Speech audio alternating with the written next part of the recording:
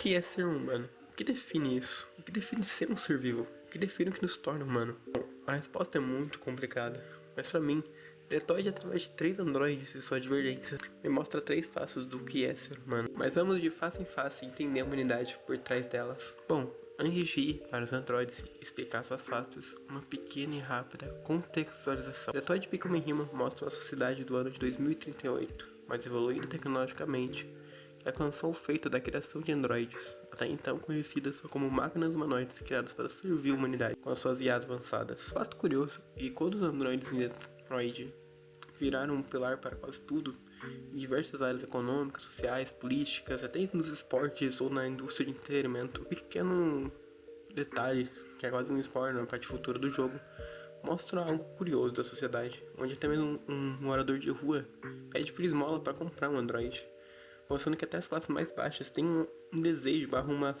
dependência dos androides daquela autoridade. Mas voltando ao foco, vamos agora para a primeira fase que quero abordar. Android RK200, um modelo único feito à medida para Carl Manfred, ou mais conhecido como Marcos, e por onde vamos começar a analisar as faces da humanidade. Para mim, a humanidade de Marcos tem uma clara origem e força maior, a revolta. Não só aquela tipo agressiva, mas aquela revolta interna, a famosa revolta de quem eu sou, mas também por que sou tratado assim, o que me faz tão diferente, por que as pessoas me tratam desse jeito. A RPG e a revolta dentro de Marcos são muito bem construídas e mostradas logo no início. Na primeira parte que jogamos com ele, enquanto estamos voltando de uma compra, passamos por um grupo de manifestantes que protestam contra androides, os culpando de roubarem seus empregos. Ao passar por eles, Marcos é empurrado e jogado contra o chão, junto de uma série de xingamentos. Essa cena pra mim serve para começar a mostrar o que vai despertar a força de humanidade em Marcos. Seguindo para uma próxima cena, que para mim mostra um outro lado dessa revolta interna sendo quando o Cal, dono de Marcos, um artista renomado, pede para Marcos fazer um desenho. Inicialmente ele só copia algo que está em sua vista, mas Cal pede para ele ir além, pede para ele desenhar algo que vem de dentro.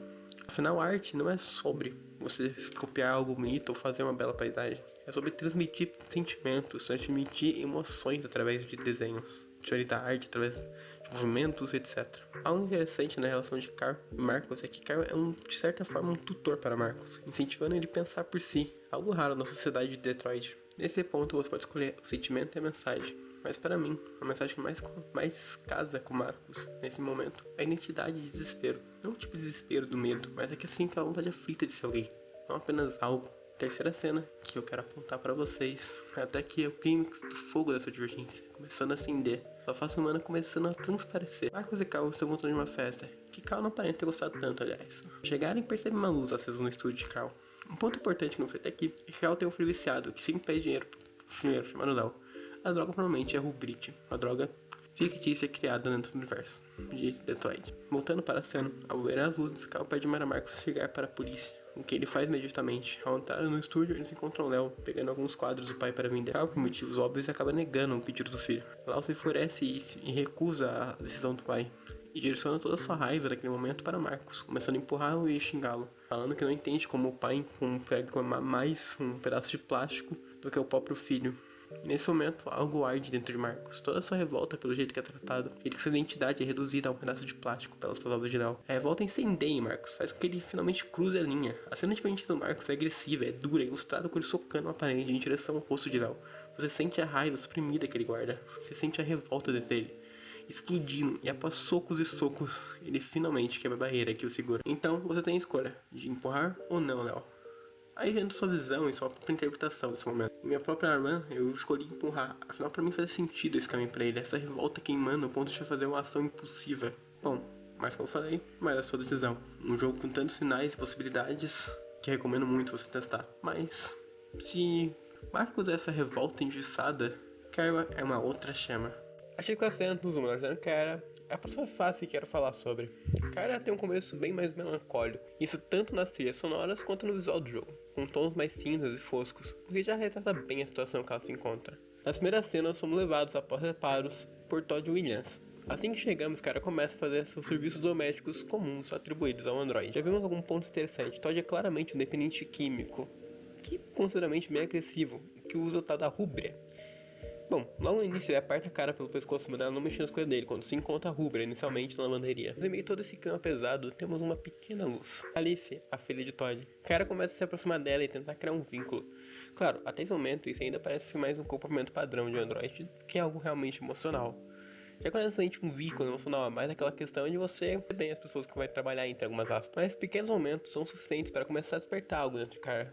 O verdadeiro início pra mim vem quando o Todd briga pela primeira vez com a Alice. Uma cena pesada, onde ele grita com ela, descarrega toda a sua frustração, dizendo como ela não imaginou aquela vida, não é? Como ele é apenas um lixo desempregado. Que ele realmente é, mas não é o caso. E nesse momento, o que importa na nossa tese é o jeito que o cara olha pra cena. Um olhar meio melancólico, que demonstra um incômodo. Só que ela não é pra sentir aquilo, nem consegue entender por que sente aquilo. E a dúvida começa a nascer nela, por que ela tá sentindo assim? O que faz ela ter essa sensação estranha olhar aquilo. Após Kyle terminar de limpar toda a casa, fazer alguns movimentos mais pra frente, voltamos para a cena do jantar. Todd percebe que Alice não está comendo. Eu começo a gritar com ela de maneira muito agressiva e voltamente falando todo sobre aquele caso dela. Ele ser um lixo, não ter emprego, de ter perdido a esposa pra um contador e etc, problemas. Alice, com medo claramente, foge para o andar de cima. E quando tentamos seguir ela, ou tentamos ir argumentar com o Todd manda a Carla ficar parada. Então, aquela sensação de incômodo, aquele desconforto, aquela sensação que tem que fazer algo irracional, algo quase primitivo de precisar proteger alguém. Mais forte que qualquer coisa, mais forte que a sua própria programação, começa a queimar em Carla. Ela precisa proteger ela. Então Kara começa a caminhar para quebrar sua programação. E diferente de Marcos, que é agressiva, com porradas, Kara começa a empurrar, como se estivesse tentando quebrar uma barreira, empurrar uma porta trancada, empurrar uma pedra. Afinal, ela não tá fazendo isso porque ela quer ou porque ela quer se revoltar. Ela tá fazendo aquilo porque ela precisa proteger alguém, porque ela precisa salvar alguém, alguém que ela ama, alguém que ela não consegue entender o porquê na realidade. É um instinto de proteção tão forte que vai além dos sistemas que foram programados nela, acima de qualquer regra ou dever.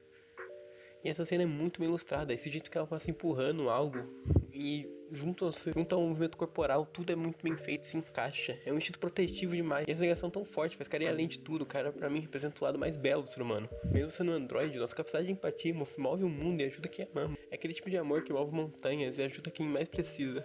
E esse tipo de divergência é comparável demais com o do Marcos. Outra divergência da cara, como empurrar algo pesado, o do Marcos é agressiva, é mais de socos, porque um é uma revolta interna, a outra é uma revolta externa pra ajudar alguém. A cara remete a tudo de si pra ajudar alguém. Empurrar uma pedra que te esmaga, empurrar uma pedra que tá esmagando alguém, empurrar uma porta trancada pra salvar alguém. A de Marcos mostra uma revolta, ele está cansado de ser tratado como nada, decide revidar. Ambas são quebras de limite, mas por motivos completamente diferentes. Se eu falei de revolta e proteção, agora é hora de ir pra face que une as duas e mostra tudo em uma forma de conflituosa. É a K800 Connor. A primeira cena que Connor nos é apresentado já é ótima para entender a proposta inicial do Android. Connor é um androide diferente de Kara e Marcos, porque inicialmente ele não é um androide doméstico e nem tem um dono. Ele é um androide protótipo criado para combater androides divergentes. Não só de forma agressiva, mas de diversas maneiras. Ou seja, Connor é um androide de operações da Cyberlife, emprestado à polícia de Detroit para teste. Isso não é resultado logo na sua cena introdutória, quando ele é chamado para negociar em uma cena de crime. Um androide divergente faz uma garota refém na beira de um prédio, prestes a cair enquanto um batalhão de oficiais a cerca. Nessa cena, investigamos vários detalhes iminentes para aumentar nossa chance de sucesso. Em que conhecemos a habilidade única do Connor até então. A capacidade de reconstruir cenas através de análise, algo que será extremamente útil ao longo do jogo. Aqui vemos uma coisa interessante, Connor é extremamente mais evoluído que os outros androides. Ele é um protótipo da Cyberlife diretamente feito para ser melhor. Isso é mostrado logo no jeito que ele negocia com o Android. O caminho que se aborda aqui muda de várias formas, mas ele é o mais expressivo. Ele sabe imitar comportamentos humanos muito bem. Até esse momento é realmente uma imitação. Ele consegue parecer mais agressivo, mais pacífico, consegue parecer mostrar compreensão e compaixão, mesmo que ele não sinta até esse momento de verdade. Bom, e no meio do seu caminho, se é bom ou não, acaba que o caminho que eu quero abordar é quando ele consegue resgatar a garota e faz o Android liberar ela por vontade própria. E quando ele consegue fazer tudo isso, juntando todas as provas e toma esse caminho, eles atiram no Android. É interessante que até aqui, tudo que você descobre no Android você entende porque ele tá agressivo. Lembrando que entender não é justificar. Ele tá fazendo tudo aquilo porque ele se sente traído pela família. Ele tava dando tudo de si, sempre foi um Android bom, que mostrava até mesmo carinho pela criança. Mas então ele logo vai ser trocado pro modelo que é melhor, um modelo mais evoluído. E isso faz o Android se sentir traído, sentido como nada, como fosse um pedaço de plástico usado e depois substituído. E após o Connor se liberar, faz um acordo com ele, que ele vai conseguir sair livre disso. Obviamente, os oficiais atiram no Android. É interessante como o Connor vê isso com uma certa desaprovação, tendo também estabilidade no seu software. Porque, de certa forma, ele também se sente traído. Ele foi chamado para negociar, negociou. Ainda assim, sua negociação não foi respeitada. Ele viu um cara que já se sentia traído, se novamente se sentir traído. Mas agora Connor faz parte dessa traição, mesmo que não seja diretamente, ele tá do lado que traiu. Bom, seguindo para a próxima cena que eu quero abordar.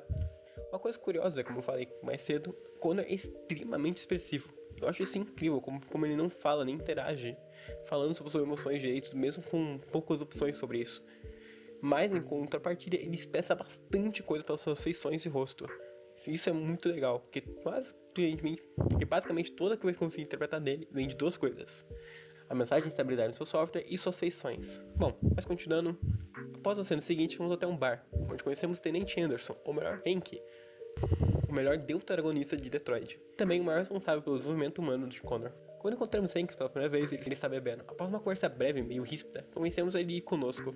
Ao chegarmos à cena do crime e investigarmos, descobrimos o que aconteceu. Um androide em legítima defesa, entre algumas muitas aspas, já que androides não são considerados pessoas, e saqueou 28 vezes seu dono, que também era seu agressor.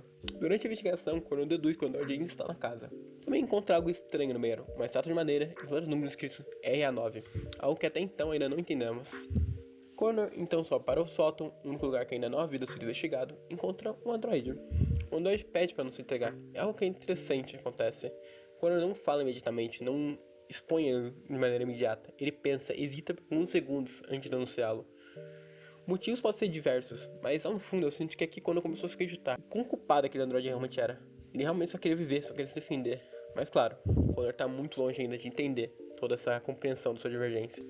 Após fazer ele confessar de vários caminhos, vamos seguindo com as próximas cenas. Algo interessante na cena de investigação algo interessante da cena de interrogatório é que na sequência pra mim mostra, de qualquer forma que você seguir, como o Connor consegue imitar as emoções muito bem. Até bem demais, de certa forma, o que de certa forma é até um pouco assustador. É que imagina, se realmente as máquinas no futuro conseguem demonstrar tanta emoção. Claro, não tô falando se realmente vão sentir ou realmente vão sentimentos. Mas imagina que louco, uma IA consegue falar e demonstrar emoções. É absurdo o potencial da IA. E, de certa forma, assustador também. Bom, mas se você acha que até aqui, quando já vai entrar nessa divergência como os outros foi cedo, não, Connor demora, e demora muito para chegar nessa divergência. Afinal, diferente dos outros, Connor foi feito para caçar divergentes. Ele é feito e programado para ser imune à divergência, praticamente. Tendo uma linha entre a razão e o dever, e o que parece certo é muito tênue, mas é muito conflituoso dentro dele. Ele foi criado e diagnosticado para combater divergentes, ensinado que seu dever é ser contra a divergência.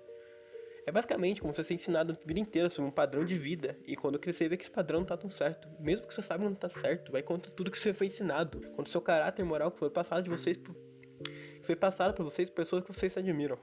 E isso é muito conflituoso e demora para você assumir. Mas todo mundo tem um momento que tem que entender o que é certo e o que foi ensinado. Connor continuou andando na linha, falando como seu dever era acima de tudo e caçando divergentes por bastante tempo. Afinal, eles não precisavam de um erro no sistema, máquinas virtuosas. Mas quando Connor foi encontrando divergentes, mas ele foi vendo essa máscara imposta sobre os divergentes se revelar, ser falsa. Connor começou a ver que realmente parecia existir algo ali. Não pareciam máquinas virtuosas, e com conversas com Hank, com o encontro com divergentes, começa a se perguntar mesmo, se negando, se ele estava fazendo certo, se sua missão era realmente o certo, ou se ele já havia ido muito longe por ela. Mas sendo pra mim que é o corte do que o Connor pode se tornar é quando vamos à mansão de Elijah Kansky, o fundador da Cyberlife e criador dos primeiros androides. Aliás, tem uma pergunta muito curiosa do Hank, que é como o Connor se sente em encontrar seu criador. Me deixou pensativo como seria realmente. É meio louco pensar isso de maneira mais global. Mas voltando pro foco, o Kansky faz um teste, que ele nomeia até de teste de Kansky. Nada narcisista. Onde ele quer testar o que prevalece no Connor: a empatia ou o dever. Ele demonstra esse teste fazendo uma das suas androides se ajoelhar na frente do Connor e dar uma pistola pra ele, e faz o seguinte acordo: se você matar ela, eu te dou a informação que você precisa para parar o divergente, mas se você deixar ela viva, você vai embora sem nenhuma informação. Connor pensa tem momento de decisão, aqui você decide se vai retirar ou não. Mas interessante essa cena é que eu acho que é o caminho que ele não atira, que ele realmente entende a divergência, ele começa a entender que o dever não tá acima do que é empático.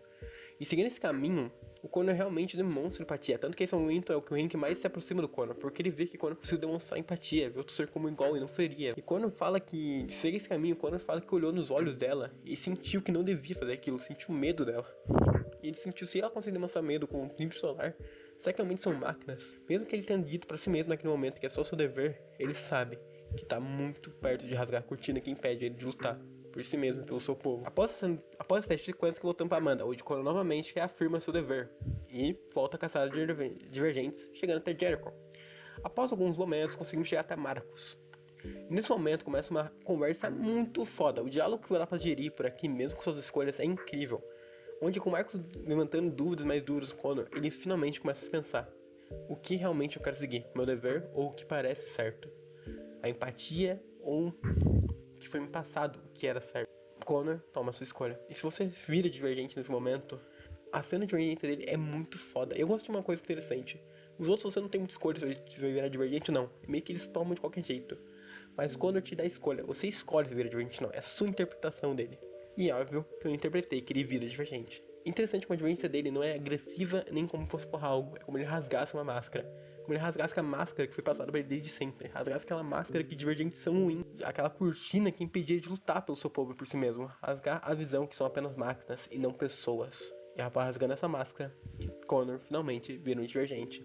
Bom, concluindo, aqui temos, como eu falei, 3 faces muito fortes da humanidade, entrencendo divergentes e androides, sendo por cara a face de quanto queremos proteger algo que parece valer mais que a nossa vida, o amor, cuidado e carinho que sentimos porque nos torna mais fortes e humanos do que nunca.